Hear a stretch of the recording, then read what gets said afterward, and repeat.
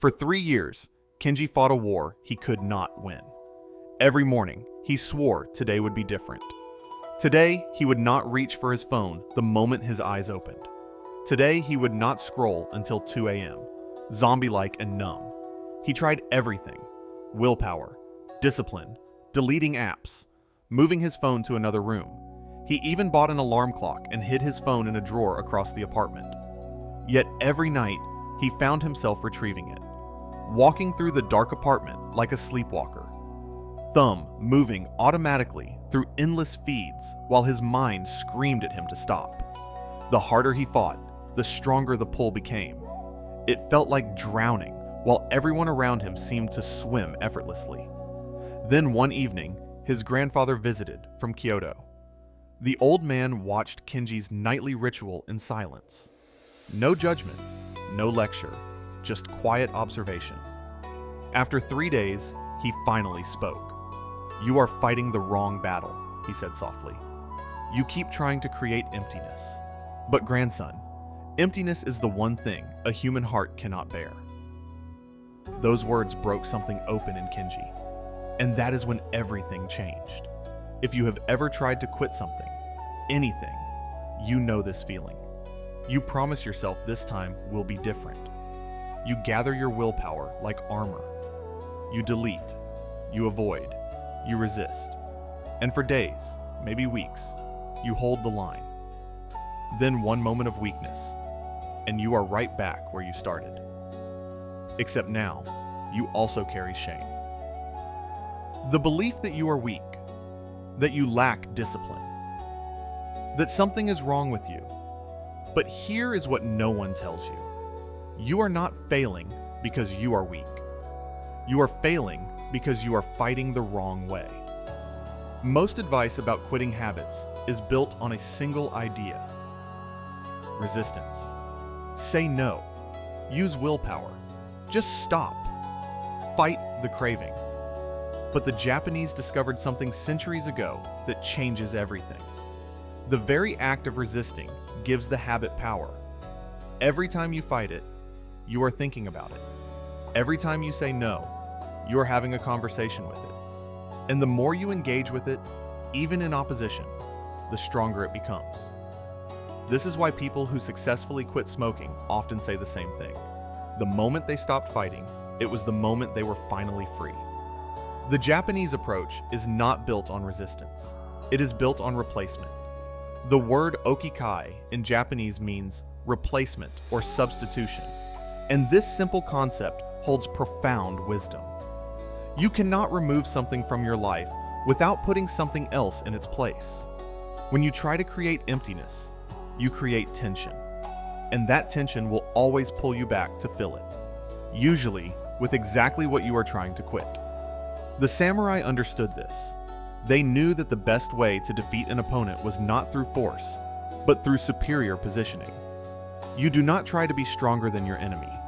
You redirect their energy into a direction that serves you. The same principle applies to habits. You do not overpower them. You replace them. But here's the part that surprised even Kenji when he learned it. The habit you are trying to quit is not your enemy. It is your teacher. This is the first reveal, and it changes everything. That phone Kenji could not put down, it was not the problem. It was the solution to a problem he had not even identified. Every habit, even the destructive ones, exists because it serves a function. It fills a need. And until you understand what need that habit is filling, you will never truly be free of it. You will only be holding it back with force. And force always fails eventually. A woman named Yuki came to understand this after years of struggling with emotional eating. Every night, the same pattern. She would come home from work and eat until she felt sick. She tried diets. She joined support groups. She saw therapists. Nothing worked. Then one therapist asked a question no one had asked before. What does the eating give you? At first, Yuki did not know how to answer, but the therapist had her try something different. One evening, instead of eating immediately, Yuki sat with the craving. She did not fight it. She just observed it. And in that space of observation, something became clear. The moment she walked through her apartment door, a wave of loneliness crashed over her. The silence felt crushing. She had no one to share her day with, no one to process her feelings with. The eating was not about hunger. It was about creating a ritual that filled the silence. It was about having something to do, some way to not feel so alone. Once Yuki saw this clearly, everything changed. She did not need more willpower to stop eating. She needed connection. She started calling her sister every evening, right when she walked in the door. 10 minutes of conversation. That was all. The eating habit did not require fighting anymore. It dissolved naturally because the void it was filling was now filled with something better. She had replaced isolation with connection. This is the power of understanding what your habit is actually doing for you. And here's the second reveal. Most habits are not about what they appear to be about. The smoker is not addicted to cigarettes. The social media user is not addicted to their phone. The drinker is not addicted to alcohol. They are addicted to what the habit provides. Transition, escape, ritual, comfort, structure. Until you identify what your habit is really giving you, you are fighting a ghost. A man named Hiroshi learned this the hard way. He smoked for 15 years. He tried to quit 6 times. Patches, medication, cold turkey.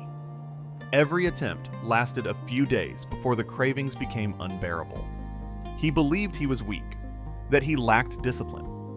Then he worked with a counselor who asked him to map out exactly when and why he smoked. What Hiroshi discovered shocked him. He did not actually want cigarettes throughout the day. He craved 3 specific moments. The first cigarette in the morning with his coffee. The cigarette after lunch. The evening cigarette when he got home. As he examined each one, he realized something. He was not craving nicotine. He was craving transition. The morning cigarette signaled the start of his day. The lunch cigarette gave him permission to step away from work stress. The evening cigarette marked the shift from work mode to home mode. He had built his entire day around these ritual moments. And when he tried to quit, he had not replaced the rituals. He had just removed them. No wonder he always went back. Armed with this understanding, Hiroshi tried something different. He did not try to quit smoking. He tried to replace the ritual. For his morning cigarette, he created a new routine. Coffee, balcony, 3 minutes of deep breathing while watching the sunrise. For his lunch cigarette, he took a walk around the block. For his evening cigarette, he changed into comfortable clothes and did 5 minutes of stretching. Small rituals that marked the same transitions his cigarettes had marked. Within 2 months, something he never expected happened. The cigarettes simply stopped calling to him. He had not quit through willpower. He had replaced the function they served. The habit faded because it was no longer needed. This brings us to the third principle, and this one draws from the Japanese concept of Mizu no kokoro, which means mind like water. When water encounters an obstacle, it does not fight. It flows around. It finds another path. It adapts. This is not weakness. This is intelligence. When you try to quit a habit through resistance, you are like a person trying to stop a river with their body. The water will find a way through, eventually. But when you redirect the flow into a new channel, the river follows naturally. This is the art of replacement. You are not fighting the current. You are building a better path for it to follow. The Japanese practice of kaizen teaches continuous small improvement. And this principle applies perfectly to habit replacement. You do not need to replace an entire habit at once. Start impossibly small. So small it feels almost silly. A young woman named Ayumi spent 4 hours every evening on social media. She felt ashamed. She knew she was wasting her life. But trying to quit cold turkey left her anxious and lost. So she tried something different. She did not quit. She replaced 10 minutes. Right when she got home from work, before opening any app, she would sketch for 10 minutes. That was the entire commitment. 10 minutes. Then she could scroll all she wanted.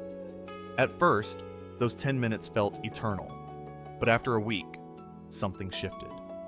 The sketching started to feel good. After 2 weeks, she often sketched for 20 minutes because she did not want to stop. After a month, she was sketching for an hour. The social media time shrank naturally. She did not fight it away. She grew something better in its place. And here is the final reveal, the one that ties everything together. The samurai practiced this principle in their training. When a young warrior had poor form with his sword, the master never said, "Stop doing it wrong." Instead, the master gave him a new technique to practice, one that naturally corrected the old one. The body learns through replacement, not through suppression. You cannot untrain a movement. You can only train a better one until it becomes automatic. The new pattern does not fight the old one. It simply grows stronger until the old pattern fades like an unused path through a forest. When Kenji's grandfather explained this, Kenji finally understood. The phone was not the problem. The emptiness he was trying to avoid was the problem. The scrolling was filling the space where presence should have been. It was filling the discomfort of being alone with his thoughts. It was filling the anxiety about tomorrow. It was filling the silence that made him feel disconnected from life. Once he saw this, he stopped fighting the phone. Instead, he created a small ritual. Before bed, instead of immediately reaching for his phone, he would step onto his balcony for 5 minutes. Just 5 minutes of listening. The hum of traffic, distant voices, wind through trees, the quiet aliveness of the city at night. This small practice of presence began to fill the void that scrolling had filled. And without any force or willpower, the phone's pull began to weaken. He had not become a different person. He had simply given himself something better. The Japanese way is not about discipline. It is about wisdom. It is about understanding that the parts of you that seem weak are not weak at all. They are trying to meet needs in the only way they know.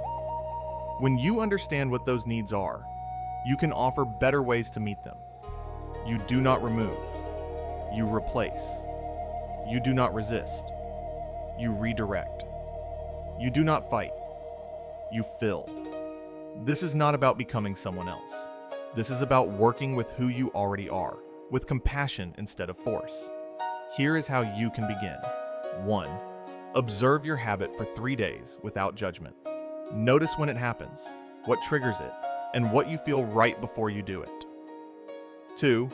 Ask yourself what void this habit fills. Boredom, loneliness, stress, transition. Be honest and specific. 3. Choose one small behavior that could fill the same need in a healthier way. Make it so small, you could do it even on your worst day. 4. Practice this replacement for just 10 minutes a day for 2 weeks. Do not try to quit the old habit. Just add the new one. 5. After 2 weeks, let the replacement expand naturally. Notice how the old habit weakens as the new one grows stronger. The samurai won battles not by being stronger, but by understanding the terrain and choosing the superior position. You can win your battle the same way. Not through force, but through wisdom. Not through resistance, but through replacement. Your habit is not your enemy. It is showing you where you need care, where you need ritual, where you need connection. Honor what it is teaching you. Then give yourself something better.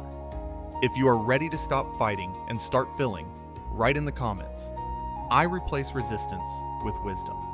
Thank you for being here.